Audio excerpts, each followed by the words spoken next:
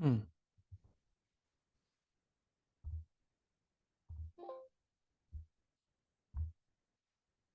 Greetings. Welcome back for chapter 12. Last time, of course, Fitbjorn, our hero, felt the blood of sacrifice upon him just after he'd drunk from the horn with mead and vision in it.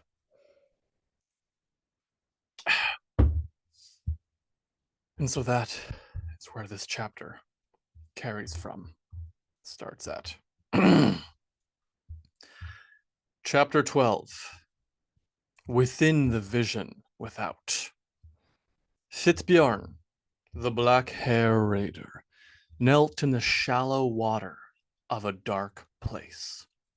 He looked around and saw none of his fellow Varangian, though the throbbing drumbeat he could still feel. In the shallow, ankle-deep water he sat and waited for what might come. Ever had it been his experience that the Vetir would come to show to him what he needed to see with the seeing. He need only wait. But he knew not how long he would have to wait. He waited there in the cold waters and the dark mist for an age, a lifetime. Fitbjorn sat, unfeeling, in the dark place. He looked around, expecting anything to have changed, but all was the paradoxically ever-present absence about him. The thought came that he might have something to fear in this place, but he found he could not fear. He could not fear anything. He could feel no excitement for anything at all. After a life's age in this place, did he realize that this was a vision of hell, the darkness and boredom. There was nothing around him to break this horrid nothing. He felt that he had stayed a life's age within this wretched place already, and wanted to fear the coming of another. But he could not feel fear. He could barely feel the cold of the water. Fear itself is an excitement of life. It is the action to run and fight that pushes our spirit in Midgard. I cannot feel it here. Did I die in that hall? Did the descent mean more than just the stare? Am I to exist forever in hell? Then he felt something warm upon his skin. Something landed on him, and the heat from it started to burn. He knew that whatever it was burned through his skin, but the searing pain was a great reprieve from the endless apathy of the nothing that weighed on his soles like an ocean. He felt at his face, and his fingers came away red. It was blood. Yet there had been blood. Someone had flicked the blood of the dying onto him, and that had sent him into a trance, and he'd spend all of time in hell, and he was ready to leave now. In a moment of transcendent understanding, he leaned forward and pushed himself from the ground, like he only now remembered he could, and only now realized that this had been the key to leaving this place all along. But for the will and action to do so, he stood. He found himself then in a field of green. There were also flowers growing in the field. He looked up and saw the light of Sol shining in the clear blue sky. The white bear then grew aware that he was deeply satisfied in all things, his thirst slaked, and any hunger sated. He felt as though every mortal desire had been fulfilled to great completion. It was like he'd eaten and drank and fucked and fought in victory and bathed and rested. He stood with bare foot on the field, feeling his own warmth and completeness against the cool of the grass beneath him. The air was sweet and strong and heavy in the best way. He breathed in a breath that was deeper than any he could ever remember consciously taking in. This place was overly and blessedly full. This place felt like it was the source that radiated all life to the mortal world and sustained them. Now, standing here, Fitzbjorn felt like he was at the center of the well of life force itself. He felt like he didn't need to breathe. Everything about his awareness felt comfortable. In an instant, he knew this to be Folkvanger, the field of Freya, who took the dead as she chose. He looked around upon this realization and saw that there were others in the field, all frolicking and relaxing and staying with each other. There were some trees in the distance, and he could tell there under them, in the shade, was a pool that people swam in together. Folkvanger, this place will not let me to feel hate. I can only feel comfort and the warmth of loving here, he breathed. How is it I can know that this place is not what I want, not what I have come for? He looked up. First did I spend an afterlife in hell. Now do I relax in the blissful heartbeat of but a moment in the field of Freya. Take me now to my destiny. Show to me Valhall. Take my many souls and drop me in the battle hall of the Allfather. Show me the warrior's yard in the feasting tables. Bring me a horn of Odin mead and a Valkyrie for my bed. Done am I of this accursed boredom of hell and the blissful boredom of Folkvanger. Bring me home, he shouted to the sky. He jumped. If he had but to stand from the lowly state in hell, then it would make sense that he needed to jump from the field of Freya. Nothing happened. He jumped again, fully expecting to break up into the realm he so sought, and nothing happened. He breathed in deep through his nose and looked down. Then he lowered to ready the best jump he'd ever done and watched as the green floor below broke. He clawed at the jagged ground around him, but continued to fall.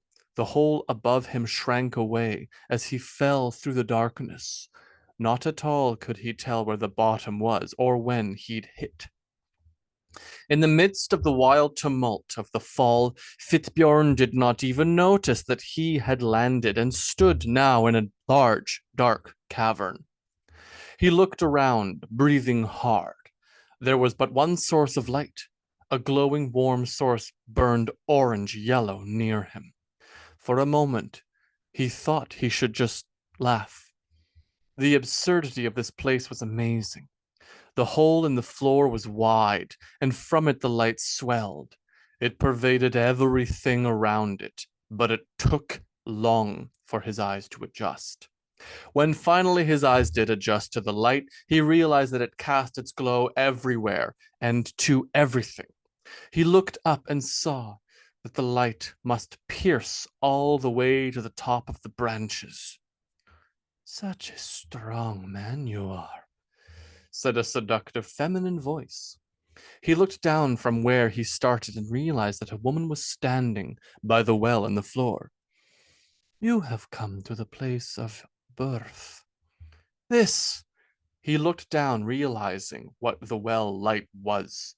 By the gods, this is not the place I was born, he protested. The crone looked at him. No. Here it is that your fate was woven into the tapestry of the realms. It was here that your past, present, and future were written into the tree. The word lingered echoing all around them. He became aware of the incredible space that must be surrounding them. This is the well. You are a Norn? Urder? He spoke the name with utter reverence. The growing presence of the light in his eyes started to burn, but he knew it was a burning of life that he could bear. That light streamed from the well in the ground and rose up in strands that wrapped and snaked like rising roots and sinking branches. Then it was that the light of the welled loom showed everything. Fate itself it was, and it brought perfect understanding, showing all that it touched. Fate touched the corners of all things and knew the mysteries of all things, as it was there, all being. The grand cavern around them was enormous. Mountains could fit within the borders about, and there at the middle stood the unnamed raider and the old weaver of fate. The walls of this great cavern, he saw, were root. They each were tree and bark and wove in intricate bindings around them, in a swirling hold that would not breach. He heard then a rending crack, a great and resonant ripping of wood sound that must surely be of the tree itself falling.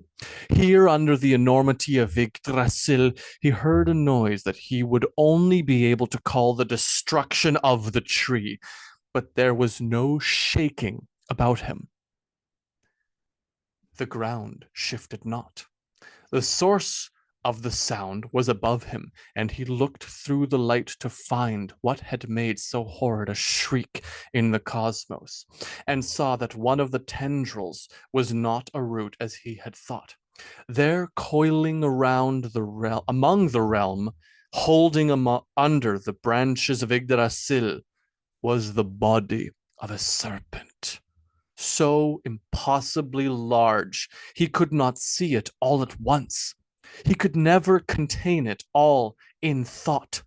This mass of striking bite was the horrific Nithogr, the apocalyptic dragon who resided in the base of reality itself, eating it. The sheer, unfathomable scale of this thing transfixed him in the perfect sense of total nothing. He wallowed in the dissolving of whatever it was he thought meaning to be. Part of him wanted to scream at the moment. "That won't help you," said a sultry, singing voice. He whirled around, blessedly distracted from the enormity. "What won't help?" he asked. The woman who stood before him was about his age and beautiful. She was imposingly tall, a head taller than he at least, and draped in uncut meters of cloth. "Scream," Verdandi said. "It would do nothing to alleviate what you are feeling." He looked around and opened his mouth to ask, "What?" "Helplessness. It is the worst of the curses the gods wrote for your people. The feeling that something is happening, that you specifically actually cannot do anything about it."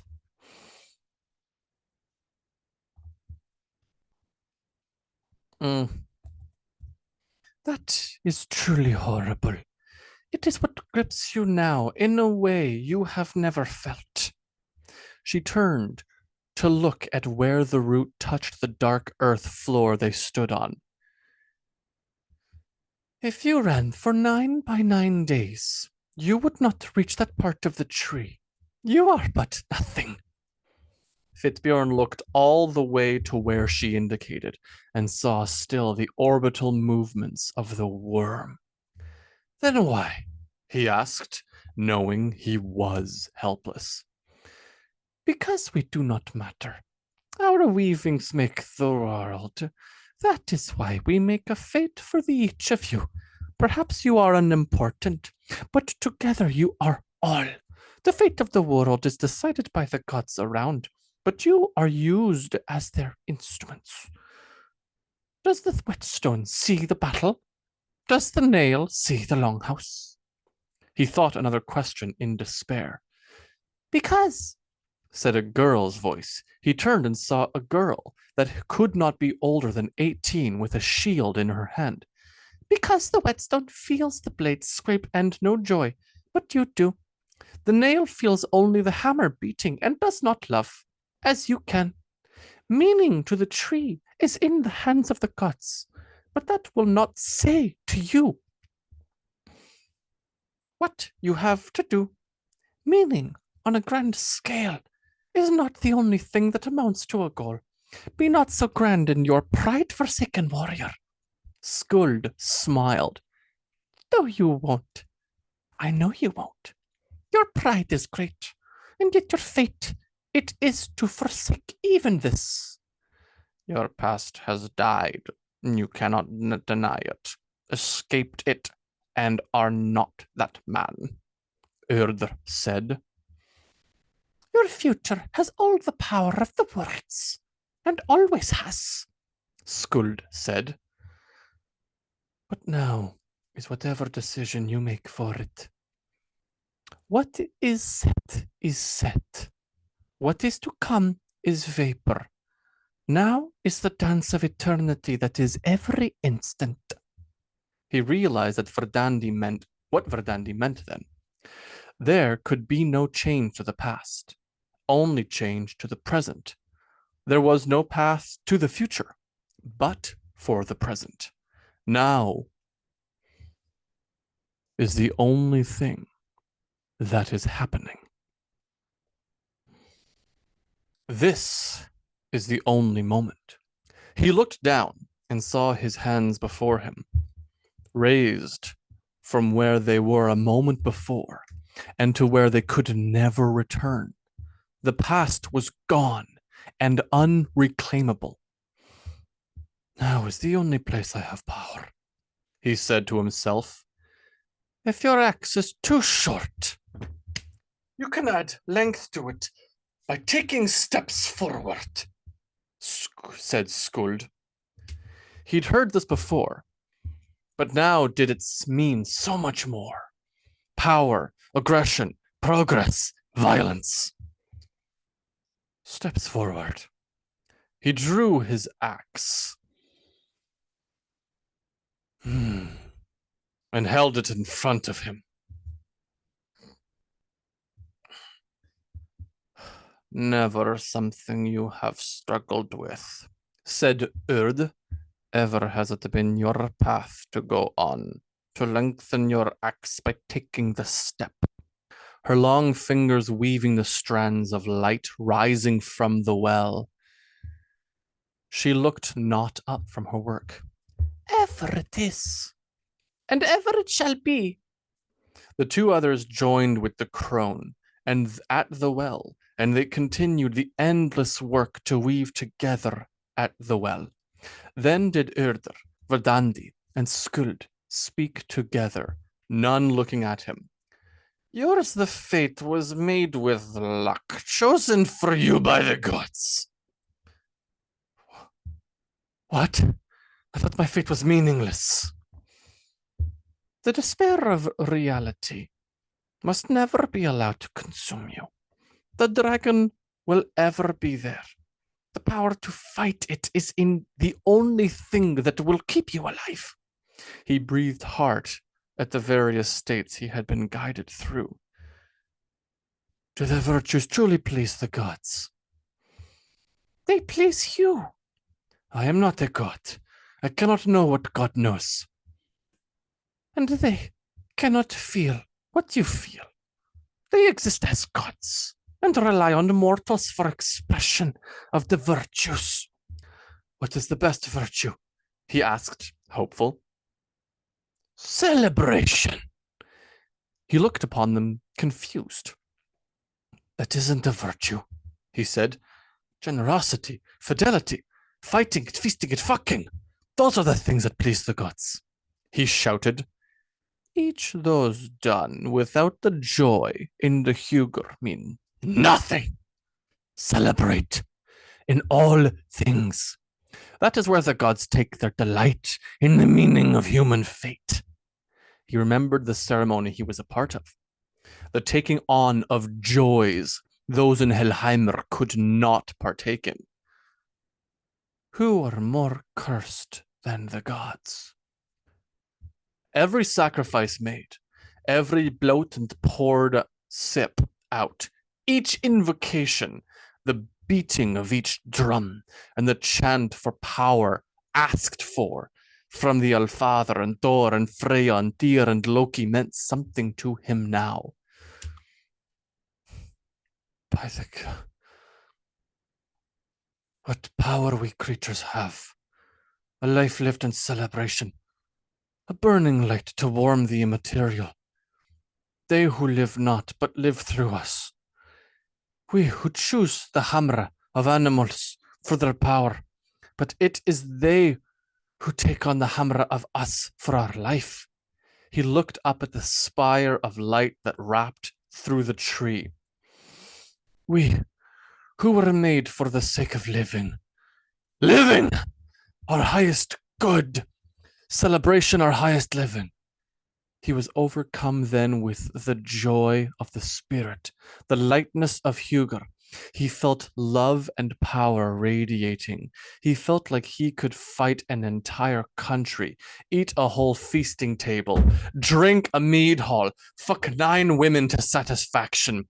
He felt like he could live in joyous delight of life until the day he was fated to die. That, in this moment, and for all after, he would remain untouched. The darkness in the world, by being the radiant joy to bring warmth, the cold. He was alive at this moment, the only moment. Your fate is written into the future. Go now. But wait, what is my fate? Why will my fate be the changing of kings? Am I fated to kill Harold? Tell me, spinners.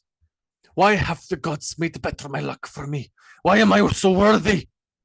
If you knew, you would never fulfill your destiny, came the whisper of a voice around him.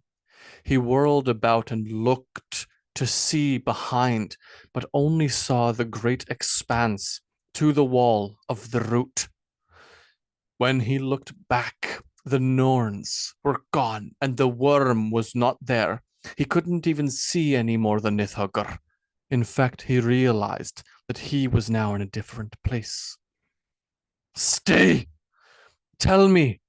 Go not into the air, he choked. My fate! When will my name be told? He looked to the ground beneath him. It was the dirt floor. He was in a room. Varangian were all around him journeying themselves. Chafvald was to his side, and the Bodil was flicking the sacrifice blots onto him now. Had all that been but an instant? He fell to the ground, or perhaps he'd already been falling. He felt still the woman's spirit of the vision around him and throughout his awareness.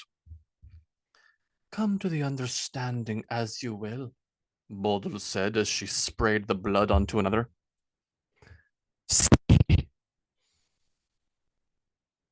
Quite a chapter. Perhaps, as with many of them, the most important I have written. That idea, that celebration. Celebration in life is the highest good you can achieve. That, I think, is a beautiful lesson.